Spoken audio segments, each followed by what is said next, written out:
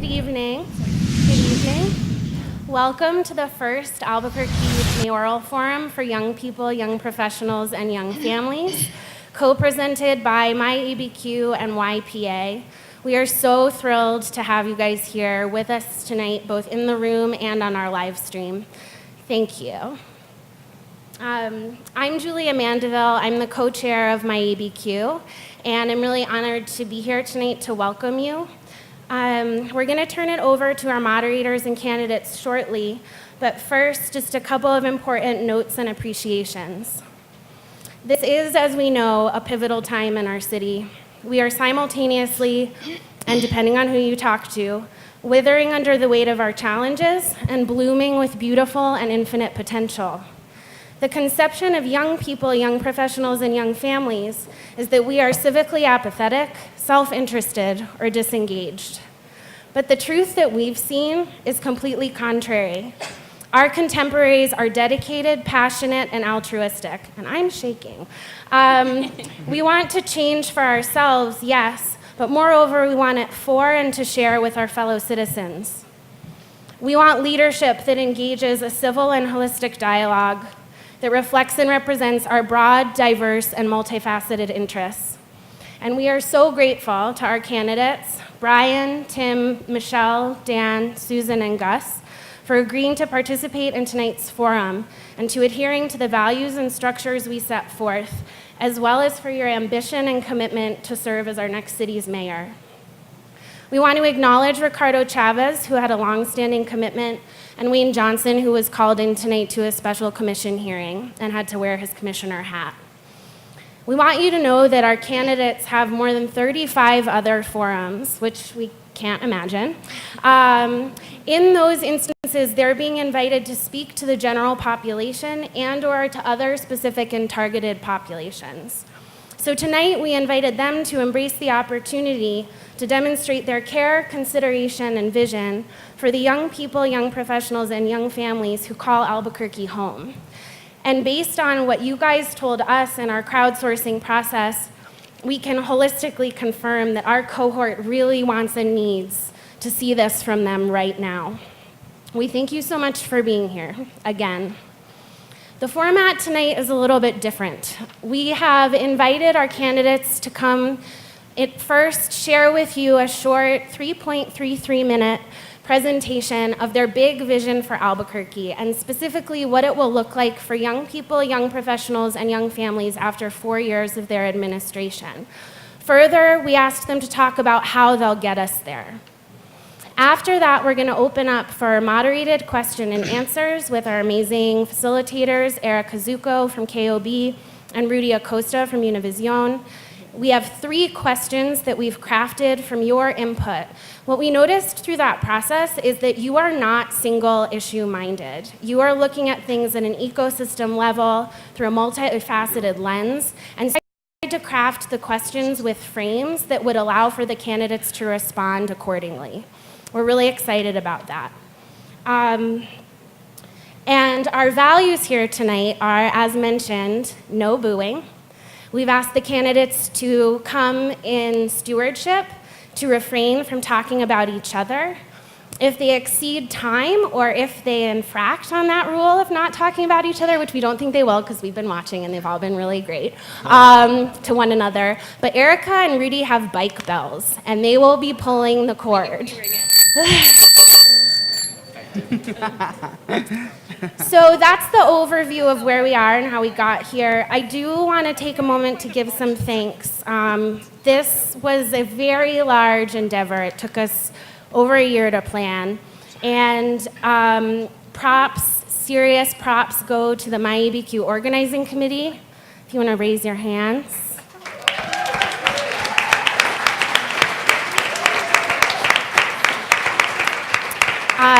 They work tirelessly as volunteers to support civic engagement and participation in this community.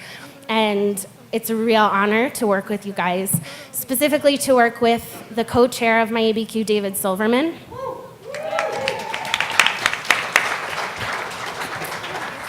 We want to thank our friends at YPA, Young Professionals of Albuquerque, who who wonderfully approached us about co-presenting this event. We are really thrilled to be working with them on another happening. And raise your hands, YPA, and Ron Patel, their chair.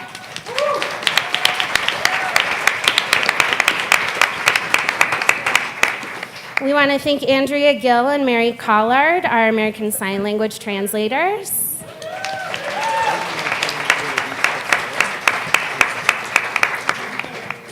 Leon Powell, our Spanish interpreter.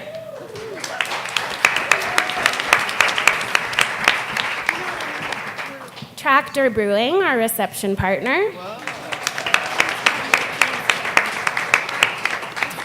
ProView Networks, our streaming partner. Enormous thanks to Dennis Gromelski, the Cell Fusion Theater, and the New Fusion Forum, which we're in right now. You guys have no idea how above and beyond they went for this event, and we are so thankful to collaborate with you and so thankful that you are spearheading meaningful change in our community and have been for decades. Thank you, thank you, thank you.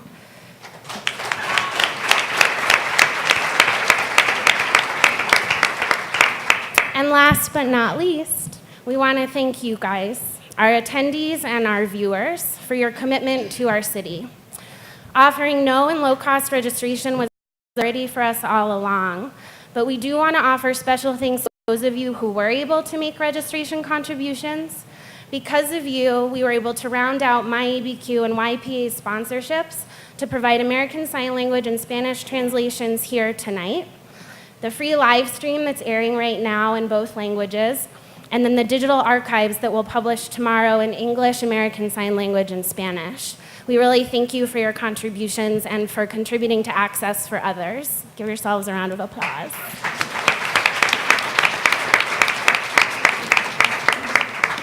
And the last thing I'm going to ask is going to require a tiny bit of faith from you, but I really want full participation. So I'm going to ask you all, including the candidates and moderators, to close your eyes.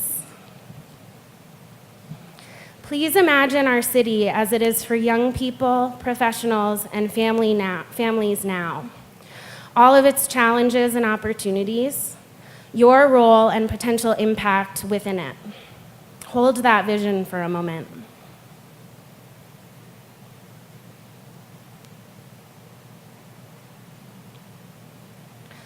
Now, imagine our city as it could be for young people, professionals, and families. A place of care, love, and respect for each citizen, a place that creates meaningful opportunity for everyone, and your role and potential impact within that. Hold this vision for a moment.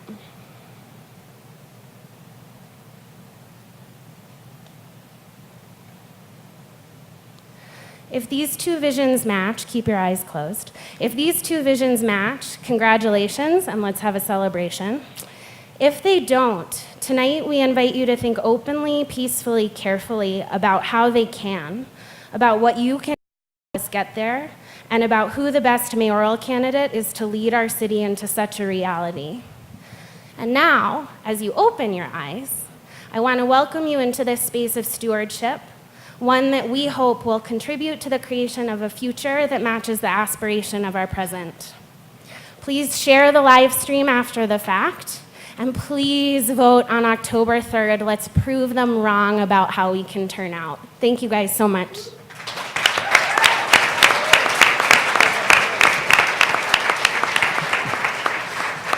And I didn't write down, so I would love to introduce you to Rudy Acosta from Univision and Erica Zucco from KOB. We searched and thought very carefully about who the best moderators and facilitators of this conversation would be, and we are very, very confident that we found them. So, thank you. Thanks, Julia. Can you guys hear me? You good? Thank you. I think Julia pretty much covered it, but I think most people in this room can say that you love Albuquerque, you believe in it, you want to live here, you want to raise your kids here, you want to grow here, and these candidates have a chance to make changes and make choices that are going to affect our future here. So we're really excited to be here. Just one more reminder, again, Julie wanted us to mention, for the live stream, make sure that we hold any applause or anything till the end of questions so people at home can hear it. And if you have any friends that couldn't make it tonight, the link is www.abqmayor.com so they can watch it there. Awesome. Hey guys, thank you guys for coming. So this is the Albuquerque Mayoral Forum for young professionals, but I don't see young people. Just kidding. No, we all look great. We look great. No, just kidding. Well, we're gonna start this event today by getting to know our candidates. And of course, we're gonna start by alphabetical order. We're gonna start with Brian Colon, Michelle Garcia Holmes, then Tim Keller, Dan Lewis, Gus Pedrati, Suzanne Wheeler Dixel. There we go, I got it. And I will remind the candidates that when you guys hear your introduction song, just to come up to the mic and then begin your presentation. Well, should we start? Let's start. Let's start.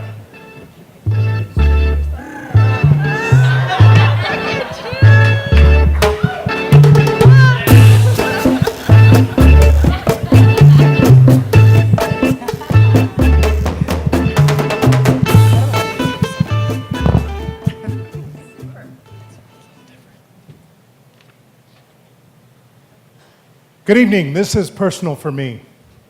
I owe a debt of gratitude to our community. I'm the first in my family to break the cycle of poverty, and I'm inspired by my wife, who's a lovely educator with a master's in math and an engineering degree. But she teaches in the deepest pocket of poverty in Albuquerque, Van Buren Middle School, to change the lives of those children. We have a son, Rafael, at George Washington University studying biomedical engineering, just one generation out from poverty. We know Albuquerque's hurting, and it's time to turn that around. It's time to tell our story and no longer focus on being at the bottom of the good list and the top of the bad. And as mayor, I'll bring a fresh perspective to the many challenges we face. I'll bring all parties and stakeholders to the table to get results. What we can do is build bridges in this community. Let's work together by celebrating Albuquerque's rich history, our cultural roots, our people, and unlimited potential. We will engage folks in this community, folks outside the community, folks in this room like Ron Patel and Israel Viramontes, Alexandria Tavares, so many young people who are deeply committed to making sure Albuquerque is the best city for our next generation. We can't do any of this without a hero. We need a hero in this town, and it's you. We need you. The next mayor of the city of Albuquerque needs you, because the mayor's office is only going to be a conduit for growth and progress. But it's each person in this room who will really make the substantial difference. I see the familiar faces in the audience like Chris over here, but we have a love for this city that we need to leverage and parlay. A city that can be fueled with a bright future if you join us. My vision for Albuquerque's future starts with tackling crime. Let's make our city safe again. Let's make it a city that has 1,200 APD officers with targeted police units that address violent and property crime. Let's do constitutional community policing while addressing the underlying issues of crime. On education, the mayor's got to have a CEO, a chief education officer, to be the conduit between the city of Albuquerque and our educational institutions. Let's use Innovate ABQ as an anchor for our collective efforts to create an environment for smart and creative development. We can help our entrepreneurial and tech scene thrive by incentivizing the ecosystem that we've started to grow. I'm proud of the strides made in this town so far.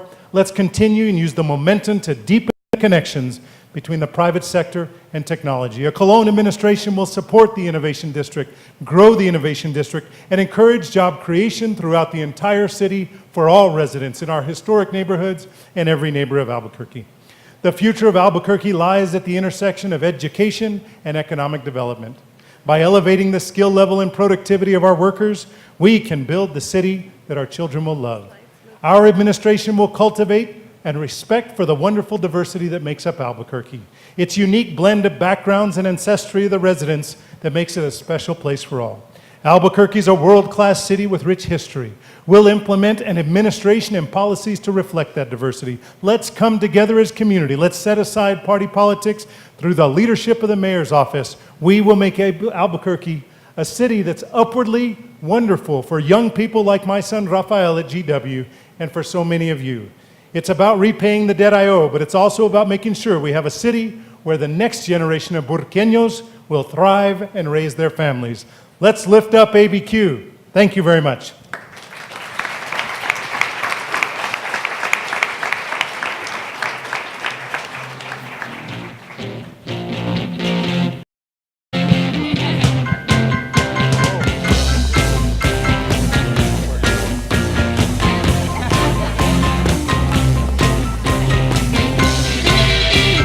Folks, we're going to be taking care of business, aren't we? I'm Michelle Garcia Holmes, running for mayor too. I have a friend that once told me, if you say it out loud, it will happen.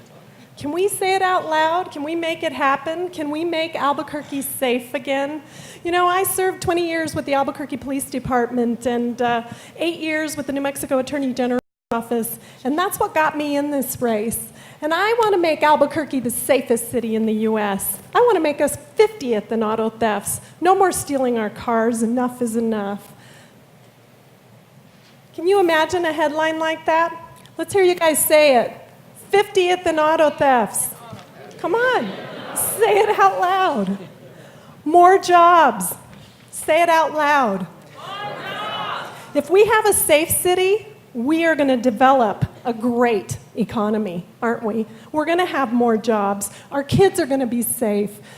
Have an amazing community.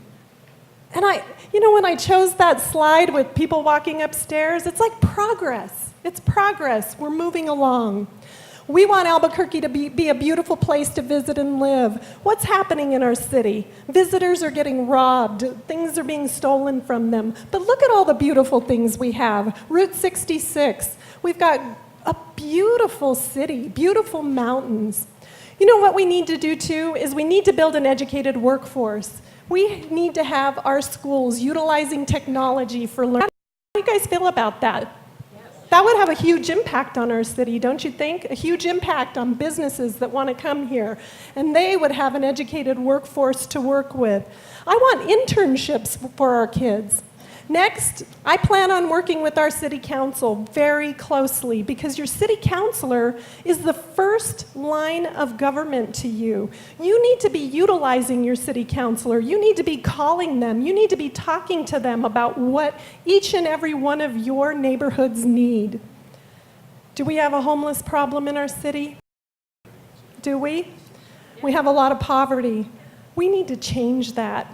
It just saddens my heart. You know, I live down here off of Mountain Road and I drive past Coronado Park all the time. Last Sunday I was there helping Pastor Gonzalez feed the homeless.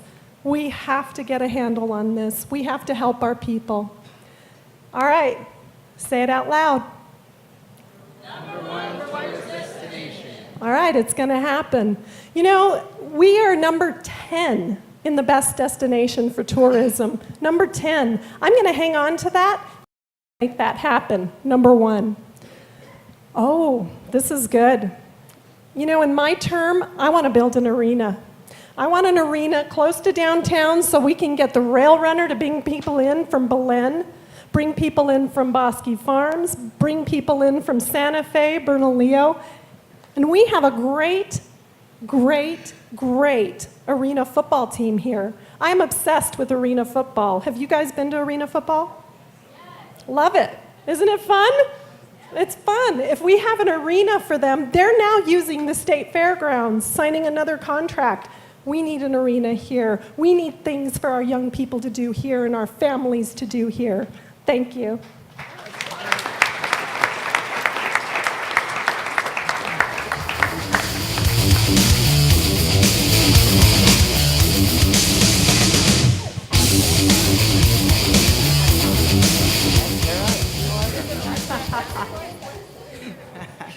My name is Tim Keller, and I actually love heavy metal. So that was a little Pantera for you, if anyone didn't get that. It has nothing to do with my run for mayor, but it's a great song.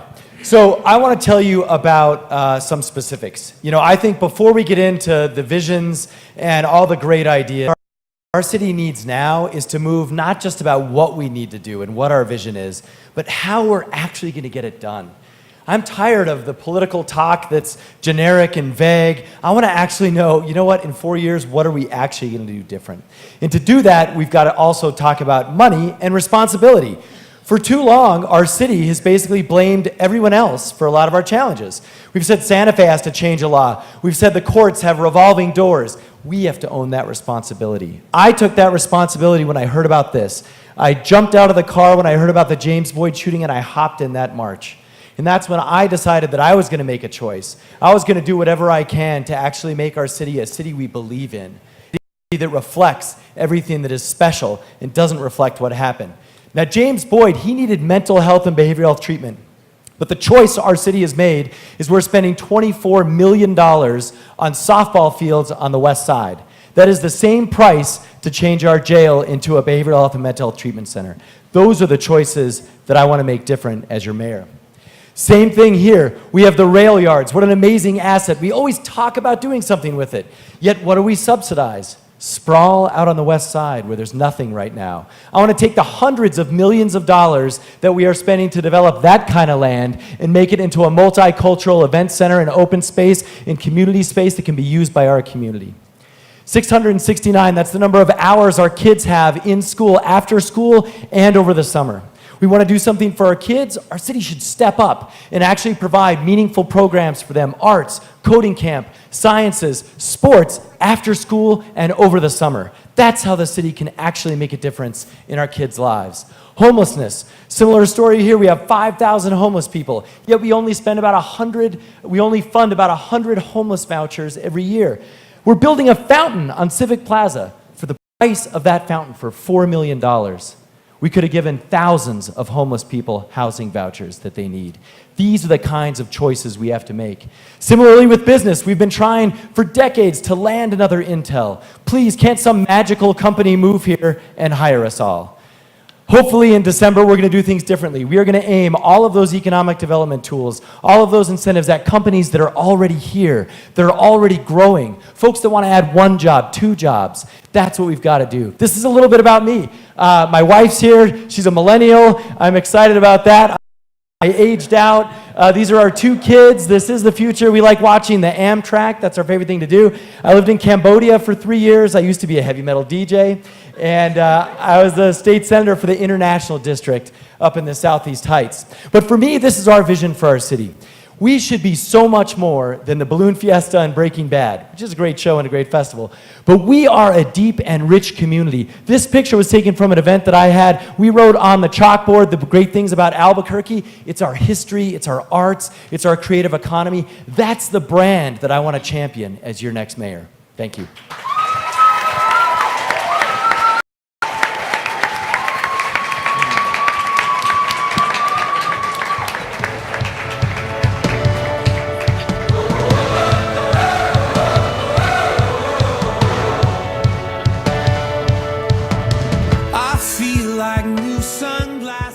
Confession, my first choice was Vanilla Ice. My daughter nixed that, so yeah.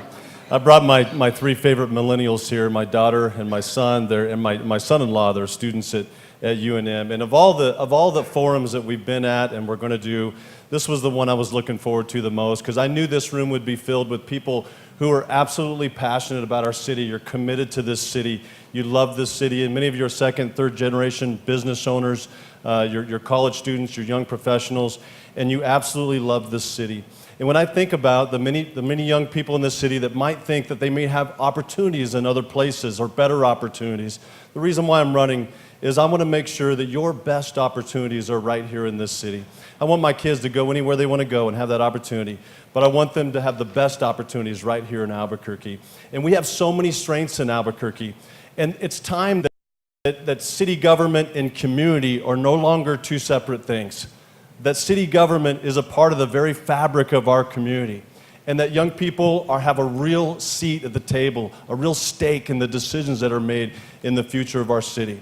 In the short time, I just want to talk about some of the strengths that we have that I believe are going to shape the future of our city when it comes to our economy. We have some incredible strengths in the industry of directed energy. We have some of the best companies right now that are developing and leading the way in directed energy technology. One of the biggest directed energy companies. It was here this weekend, and because of our investment in Innovate Central and in our tech environment said, we're moving here, we're coming here. Or when it comes to health and biosciences or our creative economy, and we all talk about MiABQ and so many others that are a product of our creative economy, I will double down on our entrepreneurial ecosystem in downtown Albuquerque. When I think about big data, and our city is number 6 in big data, and we're going to double down on that industry.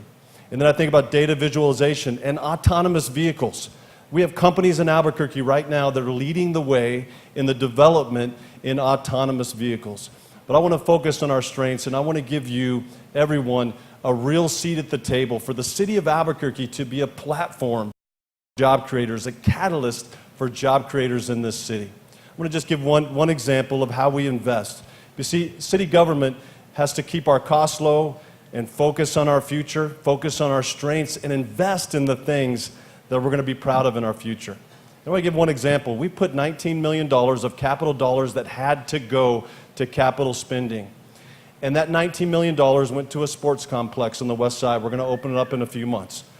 And it's one of the most premier sports complexes in the entire Southwest. I've taken my kids all over Southwest and spent a lot of money in places. We're going to have people come here and spend their money here, and we're going to have the kind of quality development like that here that you'll enjoy.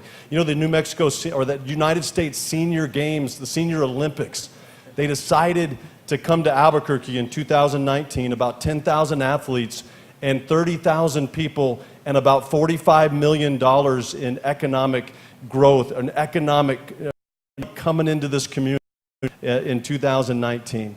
If you're interested in a startup and you want to sell Depends, it'd be a great startup, you know, to get ready for the Senior Games. But it's an example of how we invest in the future and ensure that our kids and all of us have the kind of amenities and facilities that we can all be proud of. And I'll make sure that all of you have a seat at the table, that you're a part of the mayor's staff, that you're a part of every commission and all the many organizations that are part of making decisions on behalf of the city. I'll make sure that you have a real seat at the table, a real stake in the game. And I want to thank you again for this, for MiABQ.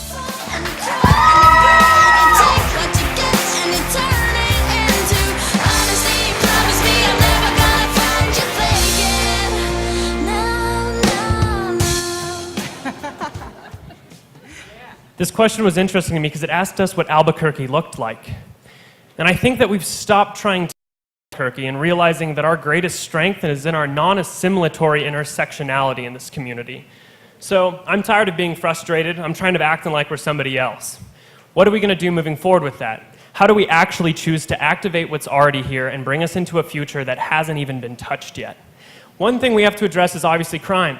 We're never going to go back to that law and order dialogue. We're never going to contract out our services to cops or every time we respond look like a 5-star police chief on Grand Theft Auto. Instead, we're going to go back to community care. We're going to go back to an emergency or a service-first, non-emergency model that's a clinic care model that takes more responsibility for our communities. And public safety is a community issue. Pokemon Go, a year ago, we still had crime. It was still going on, and we felt safer. Why? Because we were going out.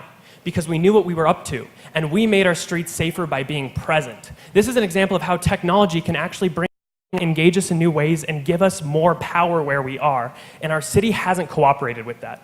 Our city uses antiquated means to create access for us, and then it wonders why it doesn't get the engagement out of our group that it's interested in.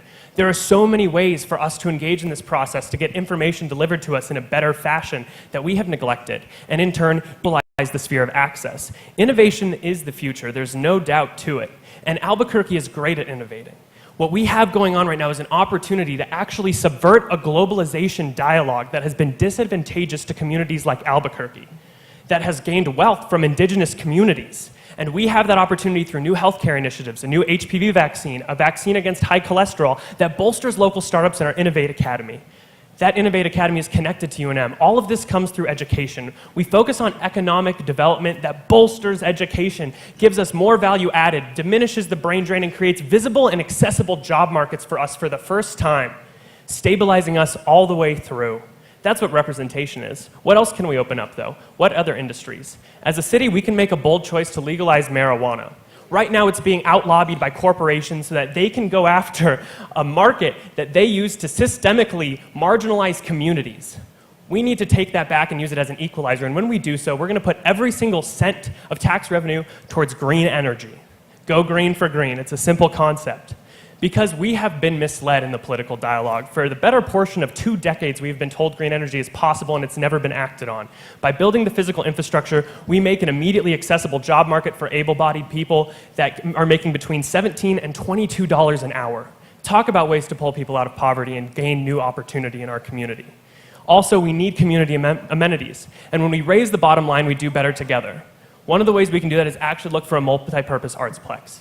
Right now, we're being pushed out of spaces, the rent is too high, and we aren't allowing ourselves to actually be heard. We showcase our intersectionality, we showcase new narratives through arts, not exotified, not for tourism, but for ourselves. And we create a space for us to do that in. But no matter what we create in Albuquerque, it won't be a new skyscraper.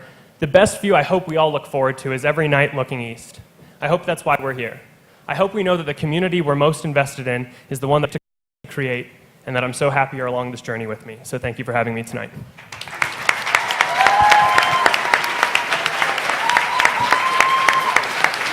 It's been too hard living, but I'm afraid to die. I don't know what's up there. Ah, that wasn't my song, but I love it.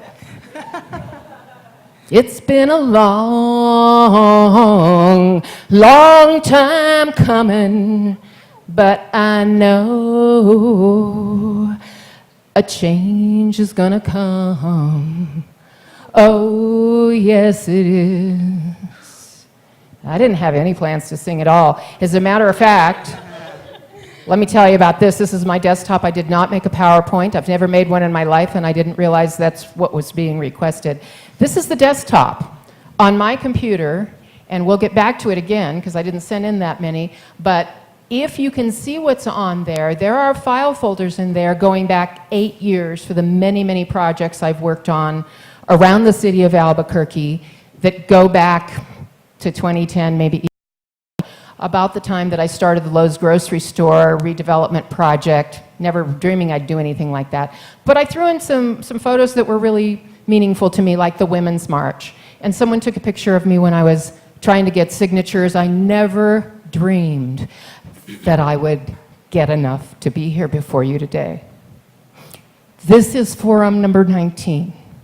We're at the top of the hill. The rest of my fellow candidates and I have 19 more to go, unless someone else adds another one on.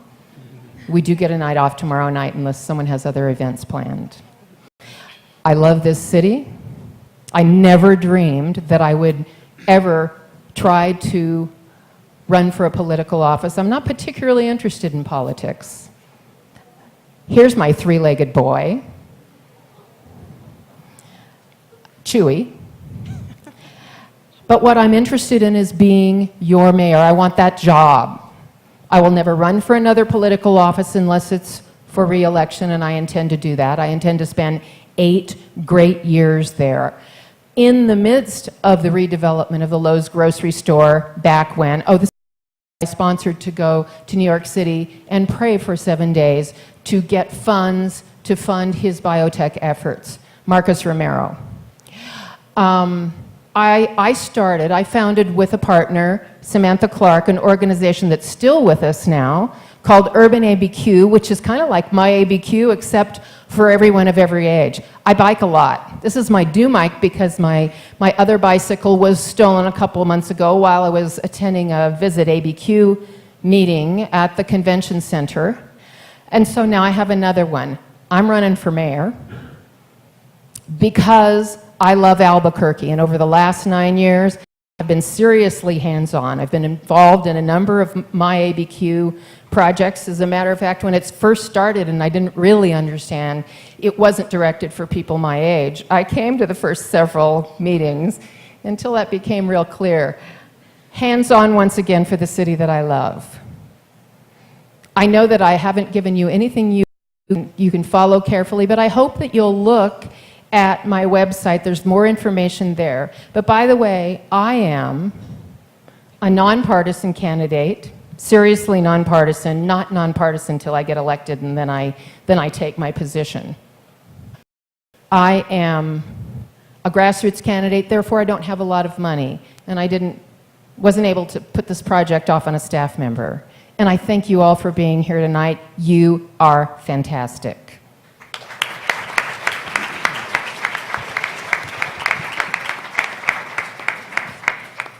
Thank you so much to all of our candidates. Just want to explain how the questions are going to work. We had a lot of people in this room send us issues that were important to them, and those issues were put together into some pretty complex questions. So we're going to read the question, and then we're going to pull each name out for the person to answer it. If you need us to repeat the question at any point in time, let us know. All right, we are going to start with the first one. Okay, so the first question, we ask you to take into account the relationship between an underperforming education system, the cycles and impacts of poverty, and the need for increased economic opportunity and upward mobility in Albuquerque. We also ask you to consider how these factors influence meaningful choices to work here, to raise families here, and to stay here. With all of this in mind, how will your administration address our municipal ecosystem to ensure that we prepare and retain our young people, young professionals, and young families for a bright future? All right, we're going to put the first name here, and for all of you that are there, we also have the questions up, and those should be showing up on the live stream as well. All right, mixing them up. And the first one, we have Gus Pedrati. This is a really exciting question to me, and the essence of it is the brain drain. But talking first about choice. Choice is a very important concept. It goes back to free will and what we do with ourselves and self-actualization. And too often people believe that things are bootstrapped. Obviously, hard work has its place. But choice isn't about making two desperate decisions. Choice is about making decisions towards self-actualization, having the ability to actually secure your own future. And the problem is that the brain drain is nuanced in two ways.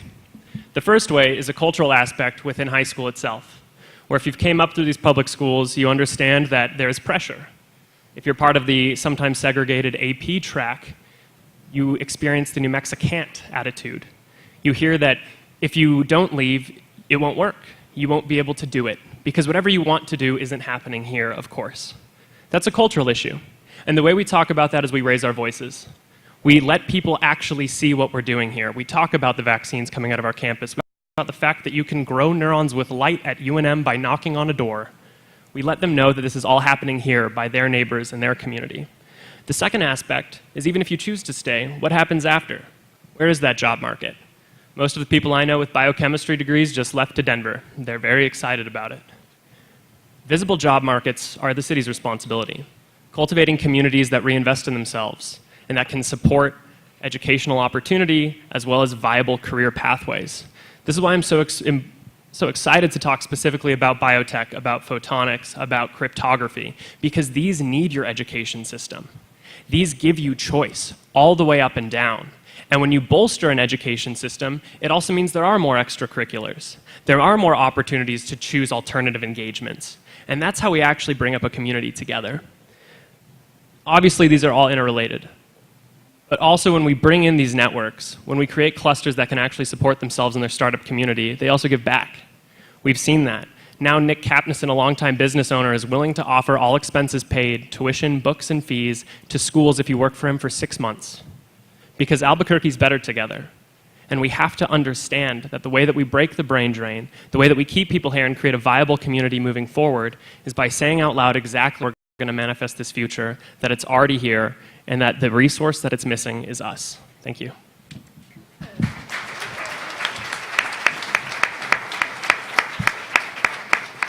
Thank you. And a reminder for other candidates, Rachel is holding up times here if you guys need to keep an eye on them. But you were under time. You were good. Next, we have Susan Wheeler Dykesel. I was ready to stand up again. I agree with everything Gus said. And one of the things I do when I'm in forums is I try not to repeat the same ideas that everyone else has, because now at number 19, I see lots of people peeling off after about an hour and a half. So I want to add to his ideas, and I want to also tell you a bit of a story, and that includes those that I've heard from lots and lots of parents of adult children who live around Albuquerque, who have told me that they're frightened of the day when their children complete college and know that it's very likely that they'll choose to live someplace else other than here, because this place isn't hip enough, isn't cool enough, and isn't dense enough, particularly in its downtown spaces. And those are the kinds of places that so many young people want to live. Therefore, the trend these days is that lots and lots of people, after they graduate from college, or presuming they graduate high school with some sort of tech ability, then leave this area. If we can entice them to stay through better design, through infill, through density, through making our downtown the fabulous place that it could be, they may be very much more likely to stay here with us.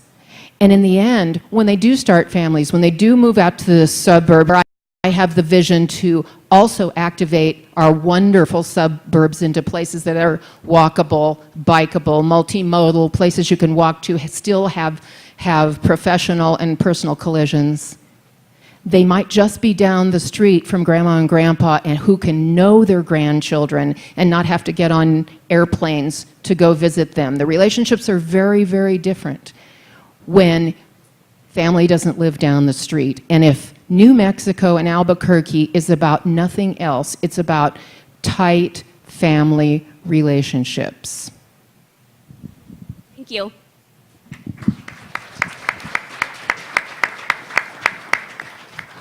Tim Keller? Sorry.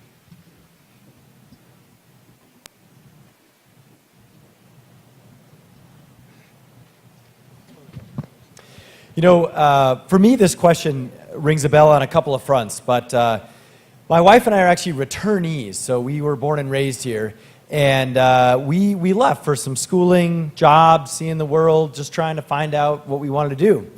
And I actually tried to move back here 3 different times. I tried to move back after college, couldn't find a job. Tried to move back after a stint in Cambodia, couldn't find a job. Tried to move back after grad school, couldn't find a job. I got to tell you that I think this is not by accident. It's because we have invested for the last 20 or 30 years in an economic development model that is actually causing this issue. So here's what we do. We try and we incentivize companies to move here. That's what we've been doing by and large for the last 20 years is our economic development strategy. Regardless of sort of the occasional press release or brochure, that's what we're actually spending our taxpayer money on incentives for those companies. And sometimes we get them, but they're usually call centers. I actually used to work at a call center, at the MCI call center, so it's nothing against call center jobs. But here's what's happened. We are trading Intel jobs that are leaving for call center jobs that are coming in. And we're driving down the average wage rate in our community. And we're also creating like a stunted career path. You go into that job, and then there's only a tiny bit of management jobs as you move up. And because those are the only companies that have been coming here recently, there's also no other company to go to. So we've got to stop this. This strategy is not working literally, and it's creating ripple effects throughout this cycle. So I want to invert that strategy, and I want to say, for example, let's take this theater right here. Say they want to expand and hire 3 more people. I am almost 100% sure they have never had the opportunity to get the same kind of tax increment districts and other fancy economic development programs that these out-of-state companies have. I want to give that to local businesses and local places just like this theater. That's also how we create a career path. Because we invest in small businesses and entrepreneurship and growing technology companies, we're creating a career path where folks can see how if they stay here, they can work their way up and eventually be management and so forth. That's a totally different way of doing things. But the last thing I want to touch on is on that education end and how we can hopefully triangulate poverty in the middle. We've got to invest in early childhood education. And as a mayor, this is what I want to bring to every community center in our city. Early childhood education is the only place that is statistically proven to have a 7 times return on investment for every dollar that we put into early childhood education. I would venture to say there is no single bigger idea to end the cycle of poverty than early childhood education. And that's why I'm committed to that as your next mayor. Thank you.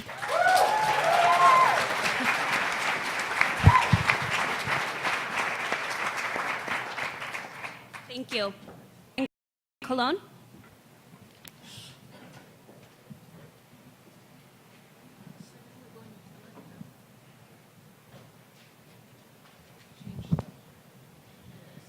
When we talk about cycles of poverty, it's a life I've led. I broke the cycle of poverty in my family because I had no choice. When I was a teenager, my father was dying of muscular dystrophy. I watched him pass before my very eyes. He was 49 years old. From that moment forward, I was an island unto myself in New Mexico. So my story is a little different than most New Mexicans, because here in Albuquerque, we have intergenerational poverty that is located here in Albuquerque. But see, I broke the cycle of poverty because the community filled the gap. We didn't have the benefits of early childhood development. We had babysitter after babysitter after babysitter. That was the life I led. That was the cycle I broke. But what I want you to know today is that we talk a lot about these things in the community, but one of the things we don't talk about is we can do everything we can to have a strong education system for this generation of students coming through. But if we don't change the economy for the entire city of Albuquerque, those young people going through that system will not have the option to for their education. Why? Because they're here to take care of their parents. They're here to take care of their grandparents. And that intergenerational poverty has an impact on the outcomes that they're going to be able to enjoy as children. My son is the first generation out from poverty, and as I said earlier, he's a proud Albuquerque High Bulldog who's on a presidential scholarship at the George Washington University. He was able to leave. He was able to, it must be a GW grad over there. That's what we had. He was able to leave because this generation broke the cycle of poverty. I would tell you that many colleagues, the DACA students that I sponsored at his high school, they're not able to leave. Why? Because they got to help with their mom's food truck. Why? Because they're taking care of their elderly grandparents. If we don't address poverty in an intergenerational conversation, we won't be able to break the cycle of poverty. That's the solution for our community. So we do have to continue to create jobs in our city. We have to strengthen our educational system that my wife has been a part of for 17 years. I'm a huge fan and believer in ABC Community Schools. It's been at Van Buren Middle School for several years. Unfortunately, we just lost our executive director, Jose. As often is the case in Albuquerque, we have a superstar doing great work, and they get cherry-picked out of our community. But let me tell you, we're not going to forget about that program. Community schools makes a difference. My wife, far too often, during parent-teacher conferences, is sitting across from an empty chair. It's not because those parents of that child love their student any less. It's because they're worried about keeping the lights on. We've got to change that model so that schools serve families, not just children. So we got to have that conversation as a community. Intergenerational poverty has to be addressed, and we've got to create jobs. We're going to create an environment that welcomes new business and builds the companies that we have here in Albuquerque today. Thank you.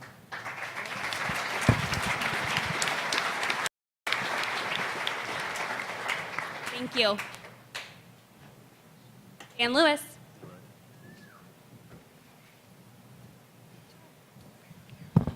For our city to thrive, our children and their education must be our highest special interest group. It has to be. We have to put our children first.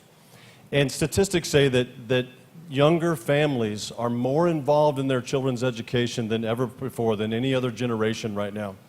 And they have choices right now, a few choices, a choice of going to private school, a choice of homeschooling, a choice of some of the good charter schools in our city. But most people in our city have the choice, the only choice, of sending their kids to one massive failing school district. And I believe that because of our reputation of failing schools in our city loses millions of dollars in investment every day because of that reputation. And we have to give our kids the best opportunity to be able to get a head start. Now, I love organizations and what we come together with community schools and giving kids opportunities after school. I love Head Start for Careers. I'll double down on Head Start for Careers, giving kids an opportunity in high school to be able to get that head start on the career and the industry that they want to be involved in, and then mentors from the business world coming and mentoring them and showing them a pathway to be able to get there. I also got a plan in our crime plan for police officers in this city to mentor middle school kids, as well as offer a program in high school to get kids that want to go in law enforcement into the PSA program. But ultimately, and I want to invite some of you that really believe in a fundamental change to education, to APS in our city, and that is, I truly believe that for that district to change, to really change and to be effective, it's got to be broken up. And I know that some of you agree with me, and I want to invite you as younger families and younger people that see the challenges of APS and say there is a better way to do this. We can have smaller, more accountable school districts that are closer to the neighborhoods that they serve. Rio Rancho Public Schools spends half the amount per student. It's one of the most effective school districts in our city. Colorado Springs has 8 different school districts. It's smaller than Albuquerque. It has 8 different school districts. They're some of the most successful school districts in the country. And so I want to invite you, some of you that agree with me and would like to be a part of spearheading and changing fundamentally Albuquerque Public Schools and changing our reputation. Briefly, I want to talk about our LEDA funds. The City Council had the foresight about 2 years ago to put about $10 million into LEDA funds, and they're closing deals for companies that want to come into Albuquerque and help companies grow. 2/3 of that money, $10 million, 2/3 of the money that we've given through the council has gone to homegrown companies like Scorpios and others that are starting jobs and expanding. I want to make sure city government's the catalyst. We put the priority on homegrown companies that are going to create jobs. Thank you.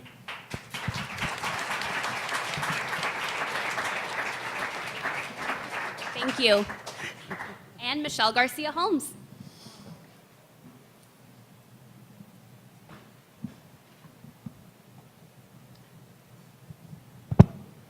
I'd like to see a show of hands. How many of you were born and raised here? Yeah. All right. I was born and raised here, and I'm a product of our public education system. And I didn't go to college right out of high school. I went to work. I went to work for state government. You know, it's all about opportunities and mentoring. And when I worked at the Attorney General's office, we started a robust Attorney General internship program. And we worked really hard with the law school. We brought over individuals every summer from law school. And I watched those young attorneys. I interviewed every one of them, and I was so excited for them because they were enthusiastic. They were excited about coming to the Attorney General's office and being able to work on law.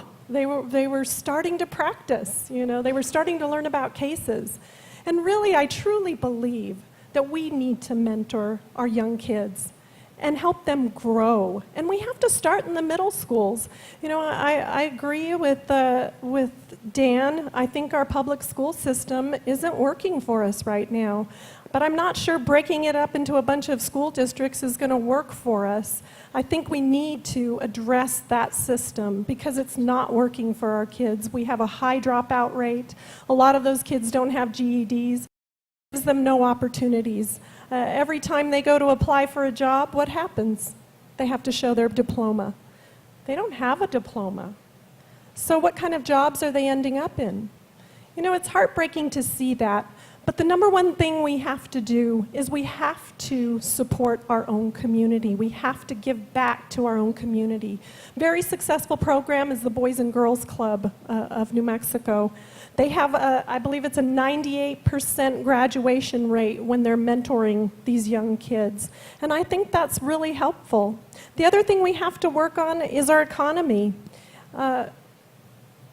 But economy's not going to prosper until we work on our crime problem. We have to get crime under control in our city. And until we get crime under control, what's going to happen to our economy? Businesses are not going to want to come here. And that means jobs. That means jobs for all of you. That means future jobs for our kids.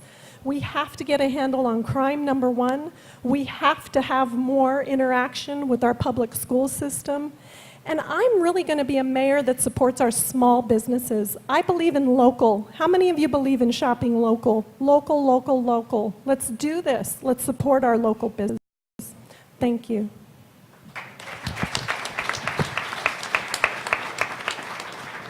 Thank you. And just a couple reminders before we do our next question. The time is also counting down there if you guys want to check it. And just a reminder, try not to mention the other candidates. We will have to ding you with the bell. All right, going on to our next question here. In many political conversations, the human element is removed by focusing on single-issue arguments, silver bullet solutions, or simplified indicators of well-being. As a result, the complex issues most important to Albuquerque's young people, young professionals, and young can get reduced to talking points.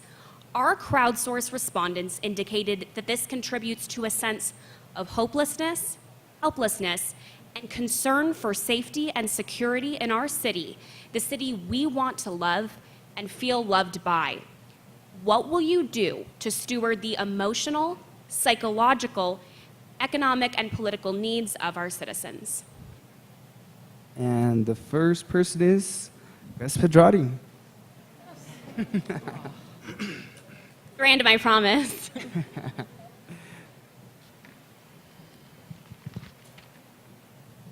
Whew. First of all, man, getting reduced to talking points as the young person in the candidates. And I know we're probably going to be able to touch on representation a little bit in an upcoming question. But what can we do to actually change the sense of engagement and actually ensure that we're getting a new dialogue out of our city government? And that's one of the big reasons that I run. Because right now, it's become a single issue campaign. And people talk about crime. It's crime all the time. Crime's number one.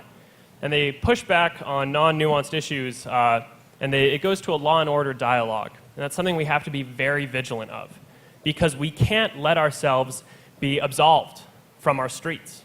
We can't let ourselves push the judgment and authority onto some other figure as if it isn't all of us together who are making these decisions and moving our city forward. And that's why I'm proposing the small clinic care model. So I would like to talk a little bit about this because it immediately deals with psychological feelings and the need of behavioral health issues. It's saying right now there are as many as 7 points of contact to deal with a publicly intoxicated person, which we know probably comes from compounding variables in our at-risk communities. Those 7 points of contact are from our emergency infrastructure, the most expensive and the infrastructure designed to provide the worst long-term outcomes for populations available, coming out of our tax dollars. There are clinic care models in the city coming from Project ECHO, working with hepatitis C, that have already shown there are better ways to increase our responsibility. And when we get involved, when we become the agents of change in our community, we have a new sense of responsibility and agency in our community, which attributes to all these things. First of all, a small clinic care model opens up more jobs in the health field, going all the way down to peer-to-peer models, working as community care workers, hiring more physician's assistants, nurse practitioners, breaking the dialogue that you need a centralized MD-based health system, which we know is a Western model that, again, oppresses communities in a big way. Second, also, that's economic. And then the political needs of citizens. When we have not just one piece of infrastructure serving our community, there are more outlets and access points into the conversation. And this goes back to tech as well. The fact that we don't have a usable front page of the city of Albuquerque, that it's not a place where you can put a zip code or your city council district or a profession and see all of the ordinance changes going on around you, what are the actual public work projects going around you, and have a way to streamline and engage the city from your home is obscene. Because that'll also allow us to get to communities that maybe aren't capable to move as well as other communities. It'll also reduce language barriers because we can actually make that malleable on the website. And we also reduce neighborhood nepotism. We all know that's a thing. If you've been to your neighborhood associations, you probably aren't represented in that leadership. And I hope you all go forward and change that. But those are the voices that are right now dominating it. We have to have more opportunities to create the engagement we're interested in, and a big portion of that is tech. And a big portion of us is showing up for that change. One of my favorite ways to talk about this in 3 seconds, Bricklight Nights, I think it's Wednesday, go tonight.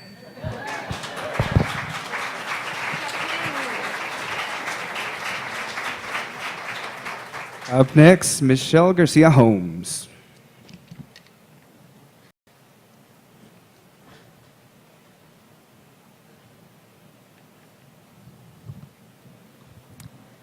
I want to share a story with you. When I first decided to run for mayor, I went to the city clerk's office and I filled out a couple of sheets of paper, and that was it. Turned them in, they gave me copies back, gave me some calendars of what's going to happen, and that was it. It shocked me that anybody can run for political office. And we have to recognize this because you are our future political officials. You are. Some of you someday might decide to run for state representative, senator, mayor. And I just thought, wow, they don't ask for a resume. They don't ask for anything really to run for office, political office. And these people are making decisions for you on a daily basis, big decisions. Decisions about our safety, decisions about our economy, decisions for our kids, education. You know, I want to send one message out to you. Politics is tough in New Mexico. We started the first government corruption unit in the Attorney General's office, and it was very disheartening to see how many politicians we found misusing government money, misusing taxpayer money, committing criminal acts, addicted to drugs. It's tough. It is very, very tough. But I want to throw out an appeal to you. Please vote. Get out and exercise your right to vote in every election. School board elections, they have them at different times, so they have very low turnouts. I want to share with you the percentage of people that actually go out and vote and elect your mayor. 18%. 18% of the voters get out and elect the mayor. I want you to be active, to get out and vote, to have a voice. We need our voice back in Albuquerque. I'm not a politician. I've worked in government all my life, but I got tired of the crime issue, and I got tired of the misspending of taxpayer money, and I said, experience, I'm going to jump in here. I have a resume. I'm running for mayor. I want you all to have a vision like that. When you're tired of what's happening in government, get involved. Get involved, speak up, go to meetings, learn about what's happening in our government, but number one, vote. 18%. They're deciding your future. 18% of the voters get out there. Do you want to know how many people we have registered to vote in Albuquerque? About 380,000 people. 80,000 show up. Thank you.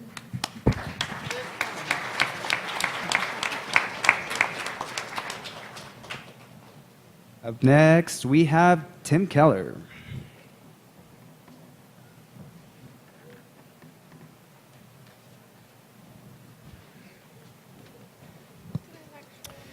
So I love this question, especially because it speaks to some of the psychology actually in our city. And I feel like there's a couple of things that we need to talk about. One of them is it's okay to aim higher.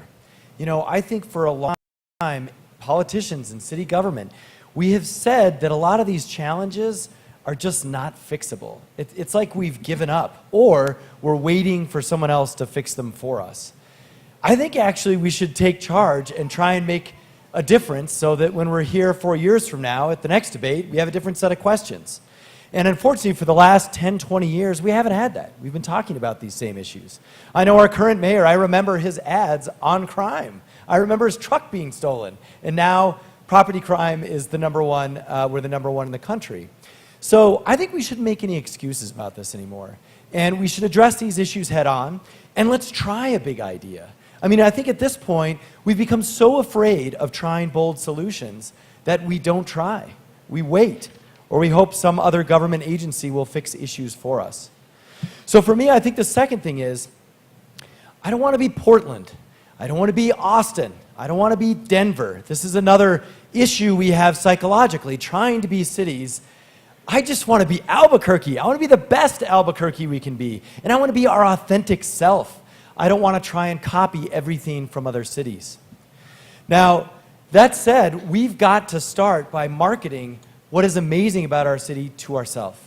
There are amazing projects like this organization and like this theater, like the fact that we're #1 per capita in theater space in the entire country that no one in our city knows about. There are so many amazing things going on that the general population doesn't know about, and part of it is because we don't have an app that actually pushes events and cultural activities out. It also is because we use all our literal marketing dollars on things like the Balloon Fiesta. We actually have to champion how awesome everyday life can be in Albuquerque by reminding ourselves that, you know what, we've got our challenges, and yes, we have to address them head on, but we also have some amazing things that no city can compete with. Now, the last part of this that I'd like to share is about how government runs. I think we should push City Hall inside out. And so I actually want to have all the constituent services, all the event planning, all the business permit and registration, and all the family services pushed out into community centers. I believe in community governance. That means that even when we have a budget and we have capital outlay dollars, your community decides where that should go. And that information goes up to City Hall and to the mayor, not the other way around. That's how you listen. That's how you institutionalize community input to run a city. And that's what I hope to do in December. Thank you.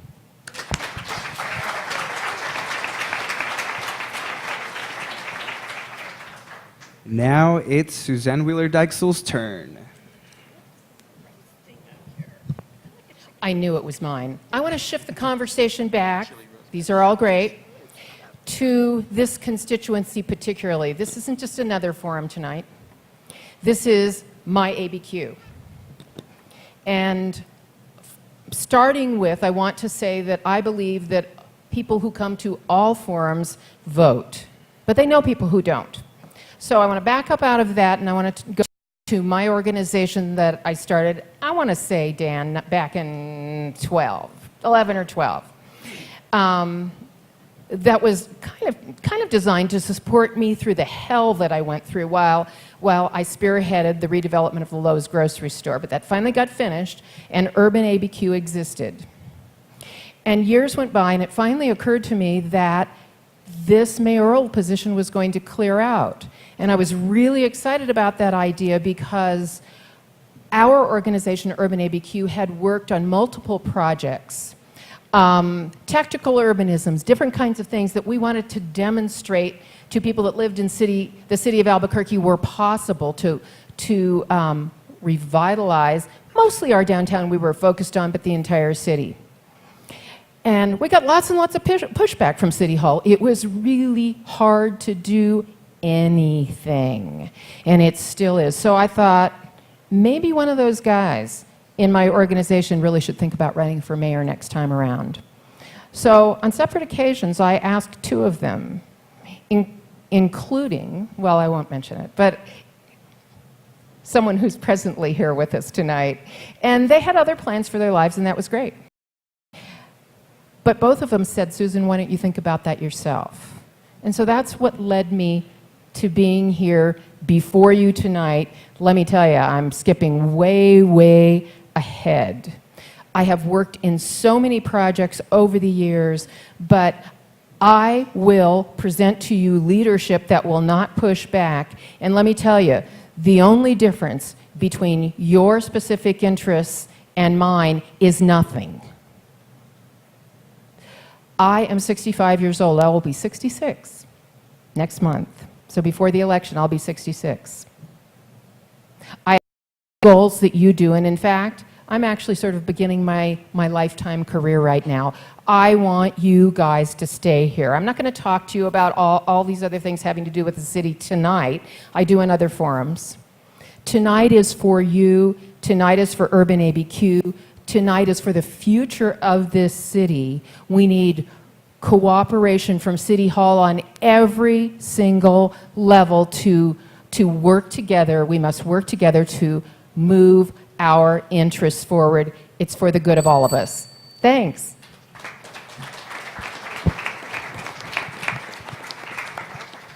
Next, Dan Lewis. Whoops, jeez. Well, bold solutions and ideas are incredibly important for a mayor.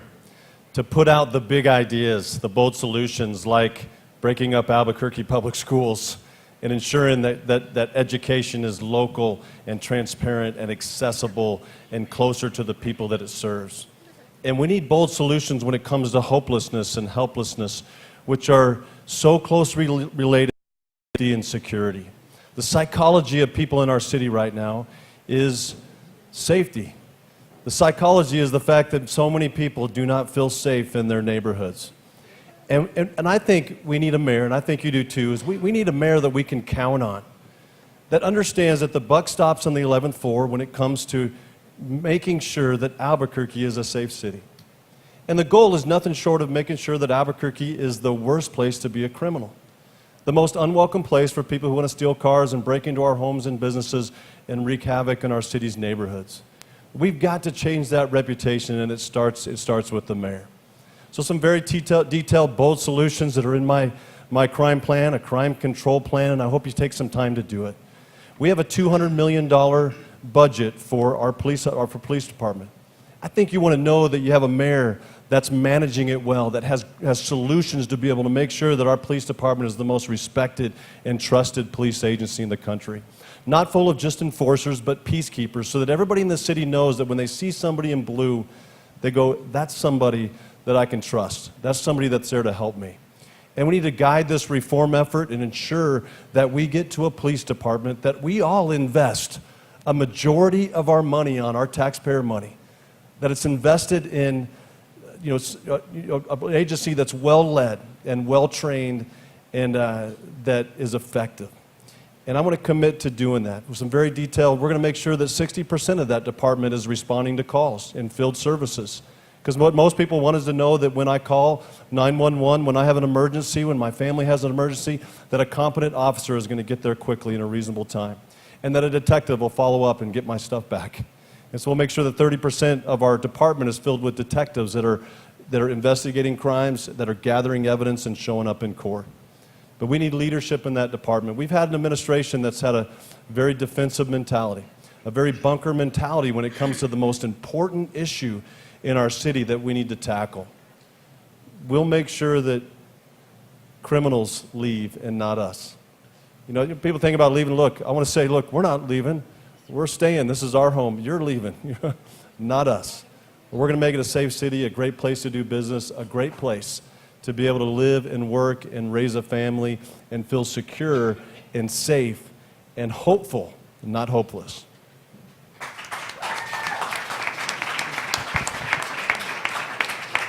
Last but not least, Brian.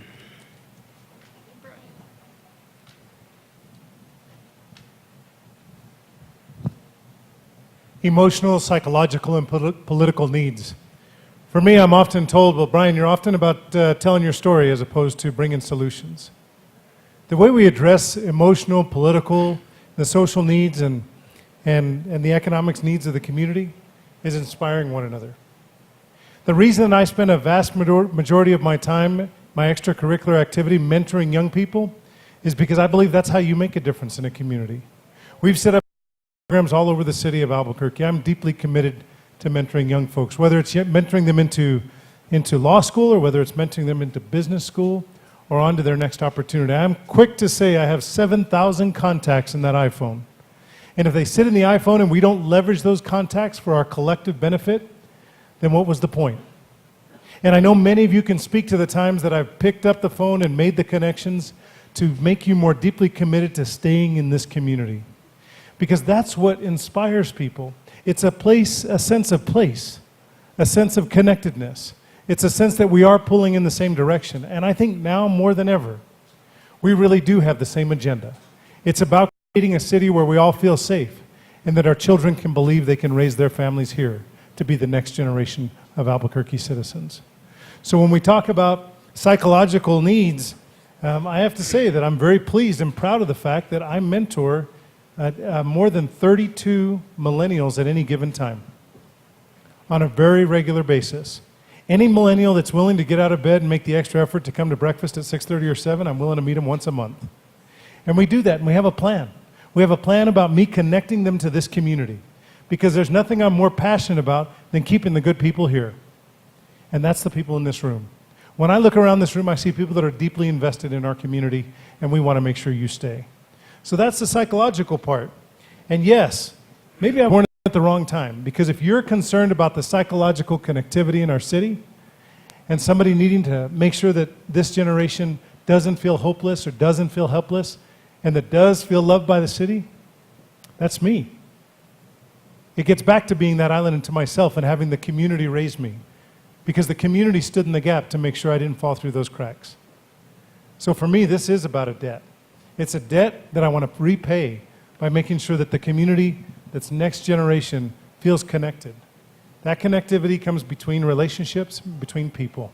Let's make sure that we create jobs for the next generation. I've worked in economic development through the Hispano Chamber, ABQ West Chamber. I've spent 8 years taking a deep dive into Albuquerque. Nonprofit sector, its business sector, and its faith-based community. I want to leverage those relationships for our collective benefit to make sure that your generation, the millennials, the young people in our community know that this is the place and the only place for them. Thank you.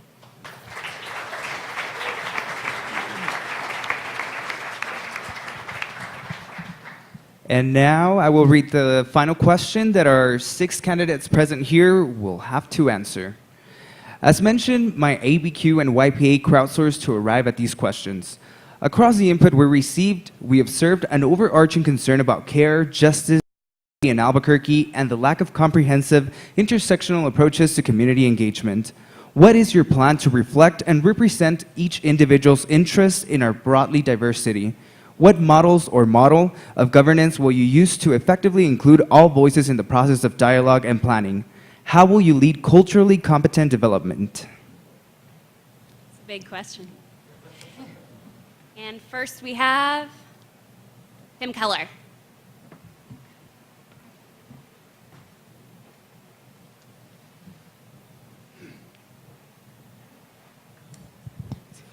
Well, I think there's a couple of areas we can do this.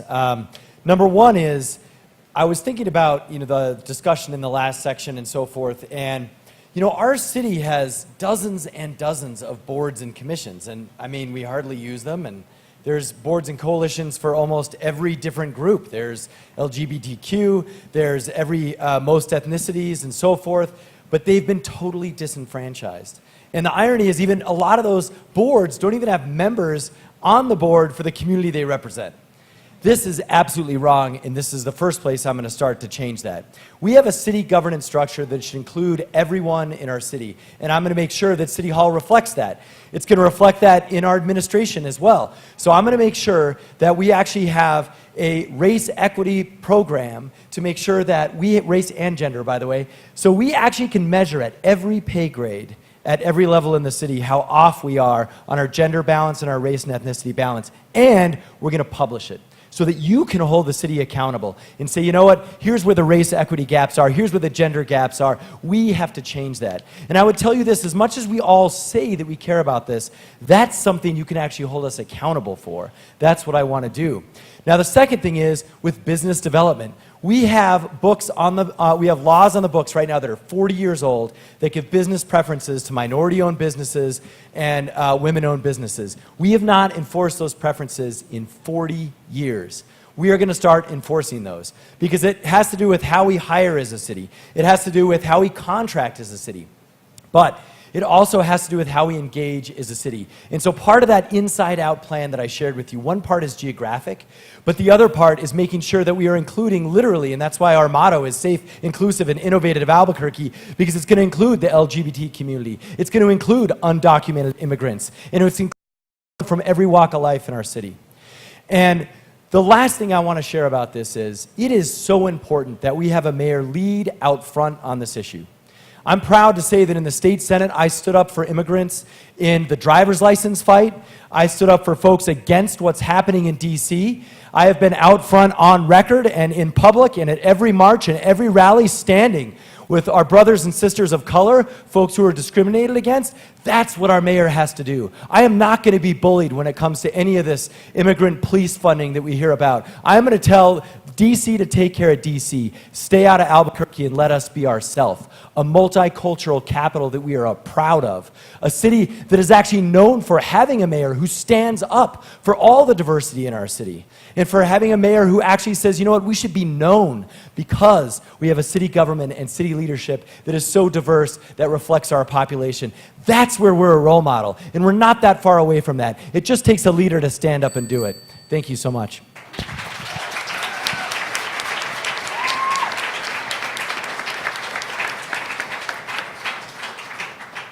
Thank you. Next is Gus Pedrati.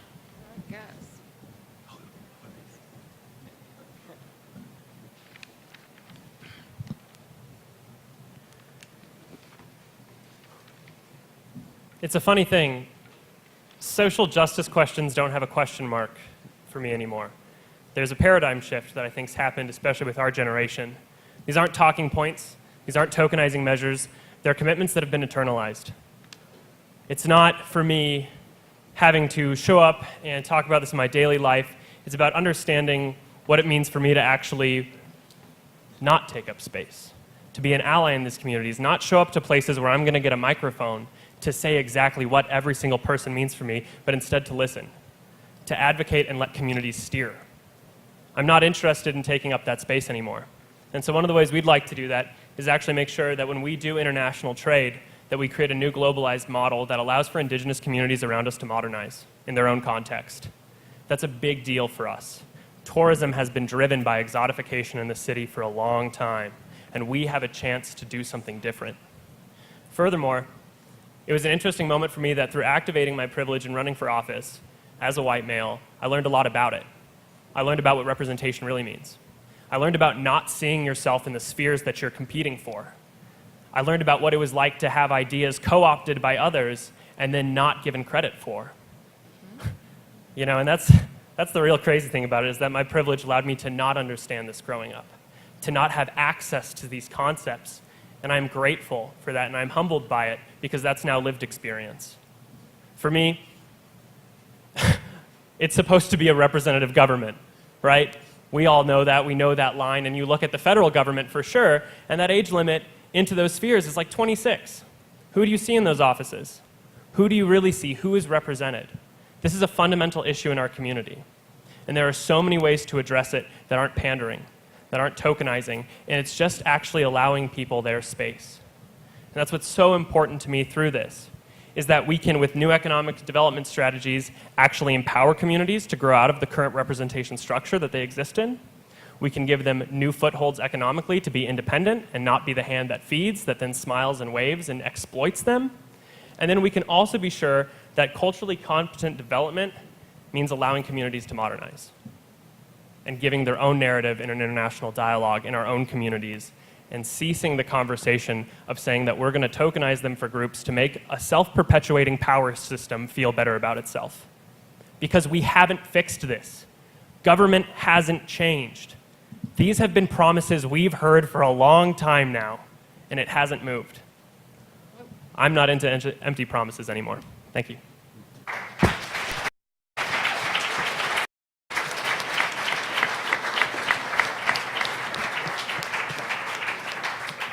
Thank you. Michelle Garcia Holmes.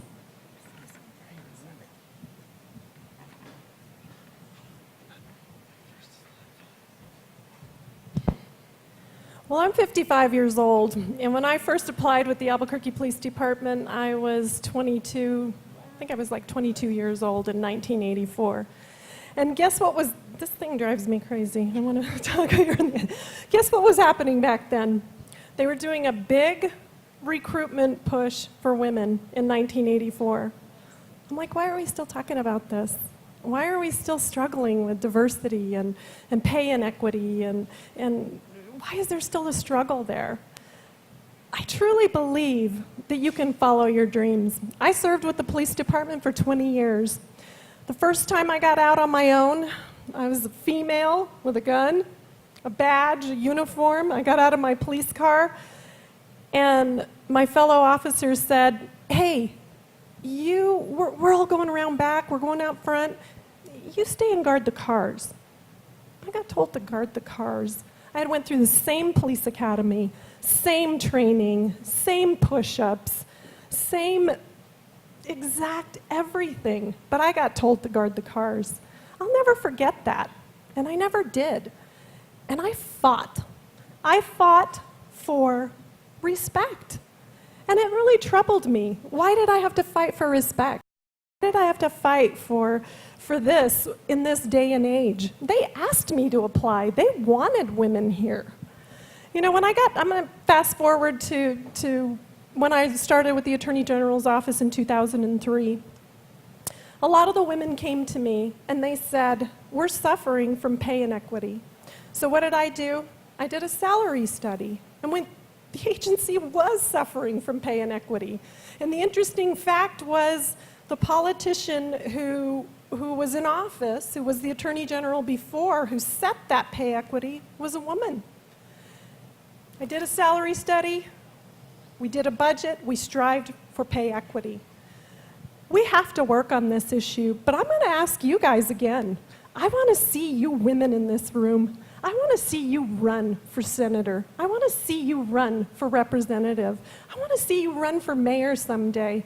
Let's be the voice that we need, and let's stop electing politicians and try something new for a change. Let's make it different. You guys have a history. You guys have wisdom. Just because you're younger than me doesn't mean you haven't experienced the same things I have. I want to stop this conversation with me. Raise your hand if you think we've had a woman mayor in Albuquerque. No, we haven't. If elected, I will be the first woman mayor, and I will carry that proud. I just want you to know, I will. I'll carry it for every one of you in this room that are trying their best to get there. Thank you.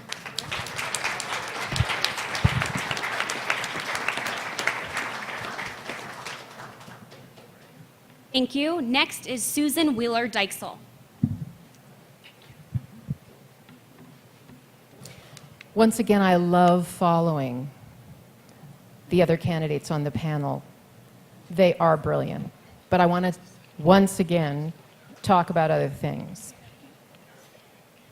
My intention as your mayor is to lead from the front on all of these various issues, because that's who I am. I'll tell you a little bit of my background story, but you probably don't want to hear much. I was born into very, very modest circumstances, was not in any way encouraged to go to higher education. But I did that completely on my own. Eventually, during times that I was taking postgraduate pre-med classes, I was sometimes living out of my car. So I know that the physical appearance I have very often doesn't tell the story of who I am, but let me tell you, my single mother was absolutely clear when she raised me to believe that we are all equal. But my belief in that doesn't necessarily help anything, because we all have to be willing to buy into that same idea, that or any other thing that might divide us. Our city charter says that all elected officials here in our city will be nonpartisan, and the way it usually goes is they are nonpartisan theoretically till the election's over, and then they become whatever it is that they were. In my case, that won't happen. But we have to figure out a way that we can put aside those things that would divide us from one another, whether they be special interests, whether they be partisan stances, and we have to recognize each other's humanity. And then as we recognize that, we also must commit to moving forward. Together we can do anything we want to do, and I suspect that everyone here wants to see this city be vibrant, safe, beautiful, diverse, economically vibrant especially. You all want that. But in order to achieve those results, we're going to have to do it together. Please join me in this. Thank you.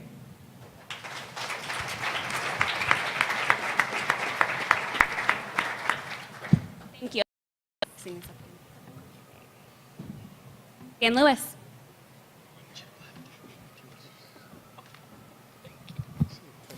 This city has given me so many incredible opportunities, whether it be to start two businesses as an entrepreneur, to raise my family here, to lead a church. I pastored a church for 15 years in Albuquerque, to lead one of the fastest growing companies in Albuquerque over the last 6 years, a great company, and to serve in public service on the city council.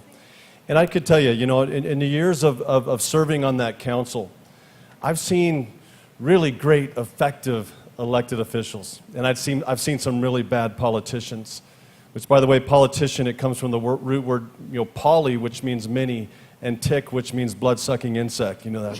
Make sure you knew that. But the elected officials that go wrong, the ones that go bad, what happens is this right here. They forget that it's about listening to people. And they think they're a little more important than they really are. And they forget that it's about answering the phone and making sure that the people that they serve are engaged in the solutions to the problems that we have. I will make sure that you have a legitimate seat in leading this city. As mayor, I will put many of you on the transition team. You will decide who is the next chief of police. You will decide who's the next director of Parks and Rec. And many of you will serve on every board and commission in this city, some incredible boards and commissions. You'll have a seat at the table. We'll make sure of it. Rather than going to the city council and ask them for recommendations, I'm going to go to Julie and David and others of you here and make sure that your ideas and your solutions are reflected in every decision that's made in this city. And I hope you'll reach out to lewisabq.com. I'd love to talk with you. I think the most important thing, and I know we have to go through these forums, but the most important thing that any candidate for mayor can do is to listen to you and to get your ideas and hear the heartbeat of the people in this city, especially the young people in this city. So thank you very much.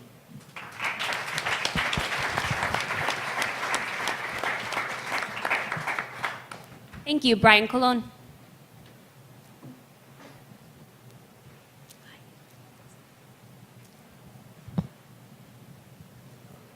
Cultural competency has been very.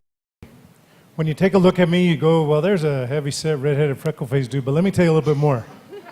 I don't just look like Howdy Doody. For the people that are over 50 in the room, you know who Howdy Doody is. Well, let me tell you, I grew up as a red-headed Puerto Rican Jew who goes to Mass every Sunday with his very devout Catholic bride. I'm the minority of minorities, but one of the things I've been proud to do is to embrace every bit of that heritage and culture. And I've been able to do it all right here in Albuquerque. So let me tell you some of the things I've done that help give me the lens that I look through every single day. When we talk about racial equity, we've got to make sure that we're using racial equity tools when we make decisions in our community.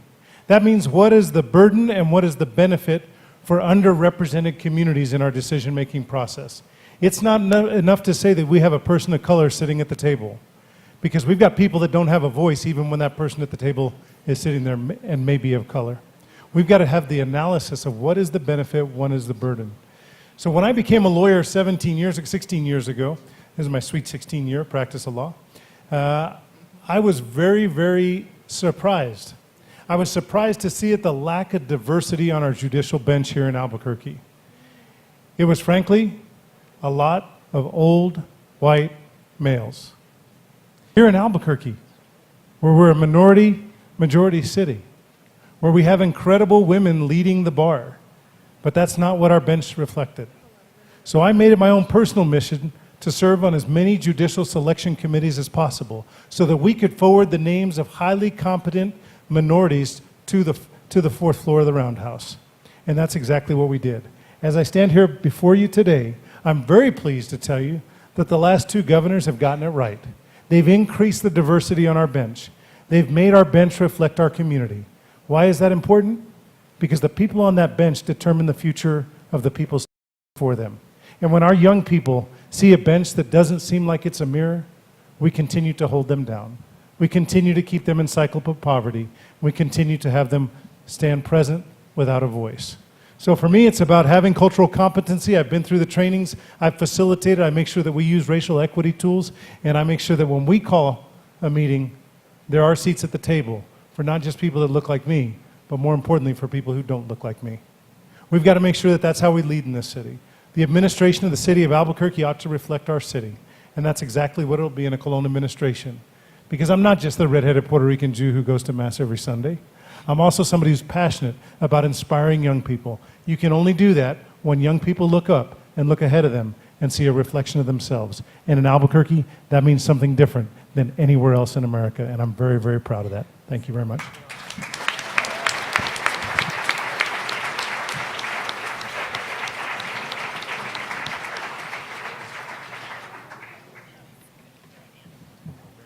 Thank you to all of our candidates. A couple quick reminders. We're going to have a reception out there where you can talk with some of the candidates. You can share this live stream online. And of course, we'll continue to cover these issues coming up to the actual mayoral election. So as you have ideas for stories or questions that you want of the candidates, make sure that you let us know. Cool. And can we get a round of applause for all our candidates, please?